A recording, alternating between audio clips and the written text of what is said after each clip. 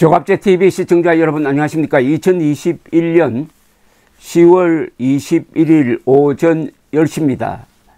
대장동 게이트의 버금가는 백현동 게이트가 지금 폭발하고 있는 순간입니다.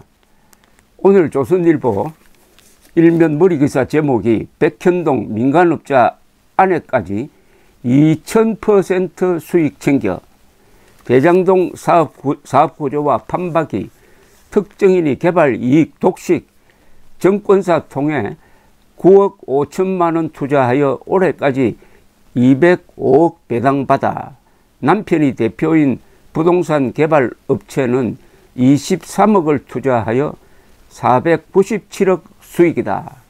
이 백현동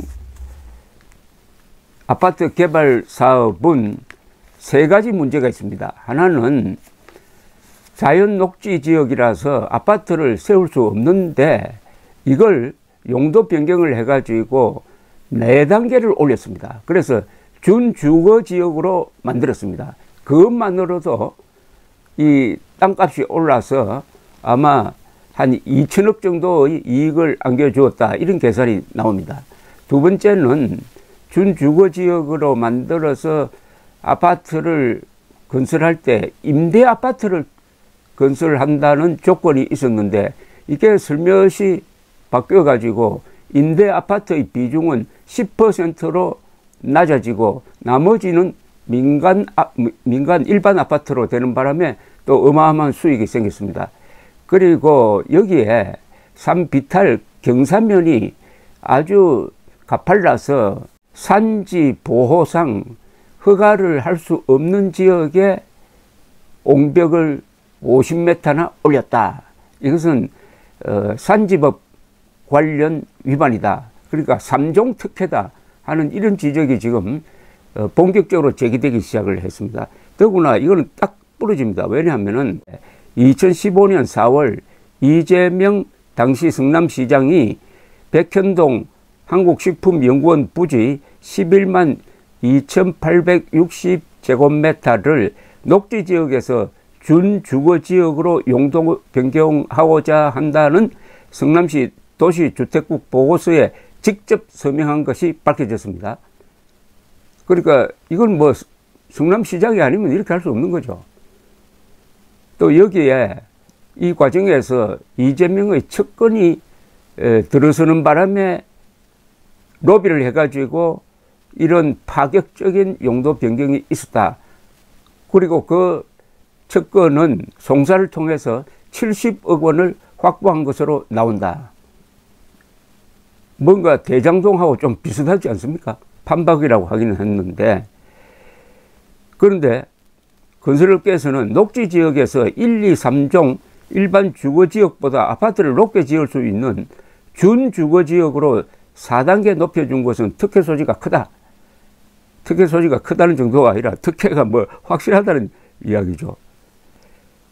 이 당시 보고서를 보면은 이재명이 제가 한 보고서를 보면은 용도 변경 후에 R&D 센터 외에 공동 임대주택을 조성하겠다는 내용이었지만은 사업을 시행한 성남 R&D PFB는 1200가구의 일반 아파트 단지를 조성하고 분양 매출 1조 264억 원에다가 약 3천억 원의 분양 수익을 가져갔는데 임대주택 물량은 10% 선으로 축소되었다. 이런 내용입니다. 이 성남 R&D의 PFB 대주주인 아시아 디벨로퍼가 2015년 1월 이재명 지사의 측근 김모 씨를 영입한 지 8개월 만인 9월 성남시가 용도 변경을 확정한 것도 특혜 의혹을 증폭시키고 있다고 지금 조선일보가 문제를 제기하고 있습니다. 한 업계 관계자는 지방자치단체에서 자연녹지의 용도 변경을 이런 식으로 급격하게 추진하는 경우는 보지 못했다. 실제 산을 깎아 아파트 부지를 무리하게 조성하고 주변 옹벽 높이가 최대 50m까지 높아지면서 해당 아파트는 옹벽 아파트로 불리며 안전성 문제도 제기되고 있는 상태입니다. 이 박수영 국민의힘 의원실에 따르면은 2015년 4월 성남시 도시주택구원 분당 백현동 한국식품연구원 부지의 용도를 변경하겠다는 내용의 A4 용지 7쪽짜리 보고서를 올렸습니다. 한국식품연구원 부지 도시관리계획 변경 검토 보고라는 제목의 이 보고서에서 도시주택구원 현재 용도지역은 개발이 불리한 자연녹지지역으로 되어 있어 부지 매각 입찰이 8차례 유찰되는 등 매각에 어려움이 있다. 그래서 용도지역 등을 변경하고자 한다. 그러면서 한국식품연구원 제안 내용이라면서 녹지지역을 준주거지역으로 변경하고 그곳에 공동임대주택과 R&D 센터를 조성하겠다고 했습니다.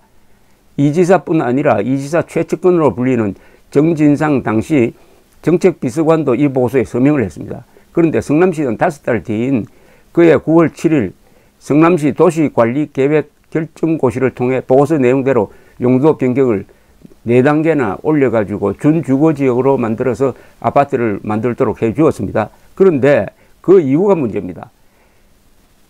100% 임대주택 공급을 전제로 용도 변경을 해주었던 성남시는 이듬해인 2016년 12월 슬며시 일반 분양으로 계획을 바꿔버립니다. 이게 맨입으로 되었을까요? 그 과정에서 아시아 디벨로퍼 등 민간 사업자들은 3천억 원의 분양 수익을 거뒀다는 겁니다. 그러니까 이재명의 결재에 의해서 3천억 원이라는 이건 일종의 불로소득이죠.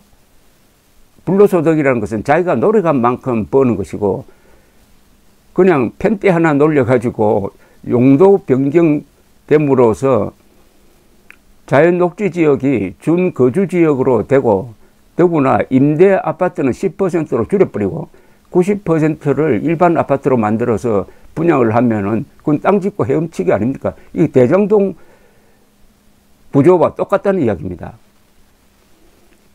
그리고 성남시는 당초 조성하려던 R&D 센터도 짓지 않고 그 대신 땅을 받았다는 겁니다.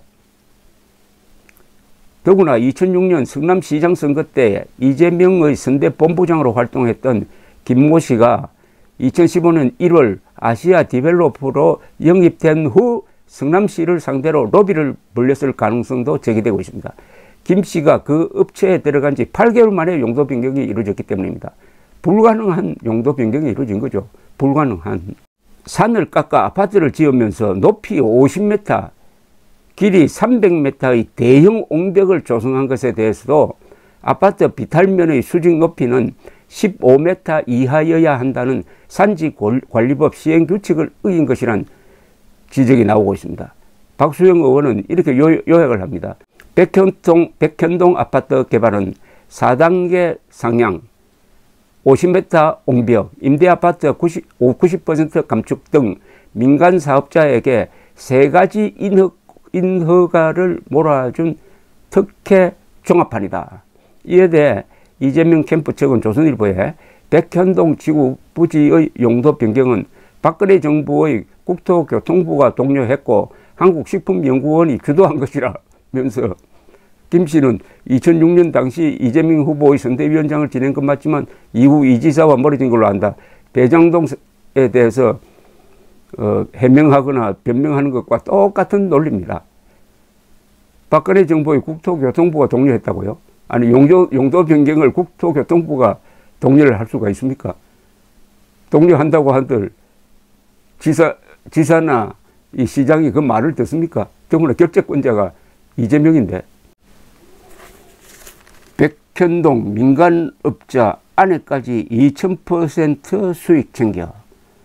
대장동 사업구조와 판박이, 특정인이 개발이익 독식. 모든 사건이 국민들이 너무 지치게 되면 나중에는 거기에 대해서 관심을 끄게 됩니다. 문제는 지치는 시간의 문제입니다. 요사이 대장동, 백현동 사건이 하루가 다르게 새로운 정보가 나오는데 이게 얼마나 갈 수 있느냐. 그 사이에 이 정권 쪽에서 국민들이 관심을 돌리기 위한 어떤 이벤트를 만드느냐, 거기에 국민들이 속느냐, 이게 아마 3월 9일의 운명을 결정하게 될 것입니다. 감사합니다.